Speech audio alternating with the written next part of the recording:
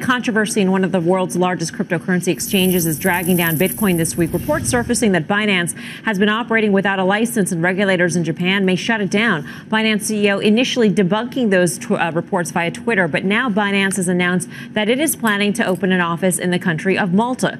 The uncertainty putting the crypto universe, though, on edge. So how safe is your crypto? Let's bring in the creator of Mt. Gox and co-founder of Stellar, Jed McCaleb. Jed, great to have you with us. Yeah, hi, great to be here.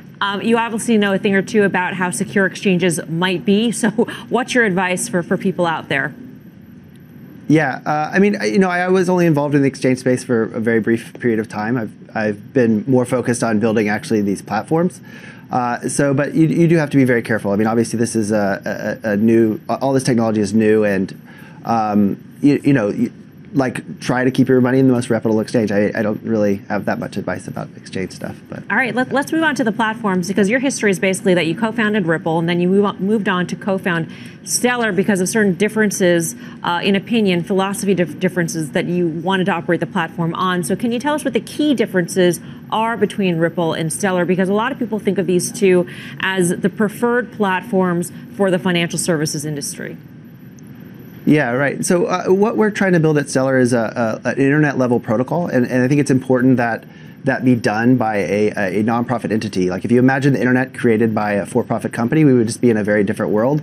And that's essentially what we're trying to do, is make it where payments works, how information works on the internet now, where everything's interoperable, you can send money to anywhere, and so you kind of just need this kind of governance and structure that wasn't really done in Ripple, and kind of beyond that, it's important to have lots and lots of participants in the network, not just a few. So one of the things that we're doing at Stellar is distributing the underlying asset, the underlying coin, like very widely, and I think that that's a kind of a key thing to actually make these things successful. I mean, one of the interesting things is that one of the just sort of the forces within the crypto community is this notion that things should be decentralized, right?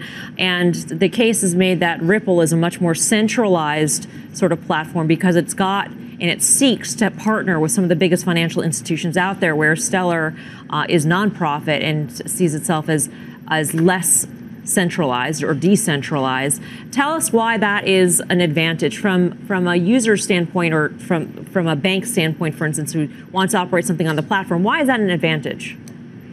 Right. I mean, it's less. That's more of a technical consideration.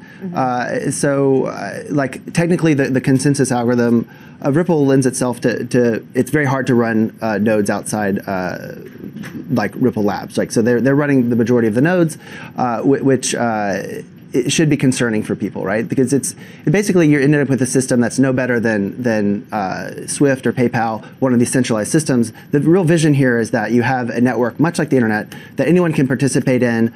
There's not one central entity that could kind of change, like decide that it's going to start charging, or just right.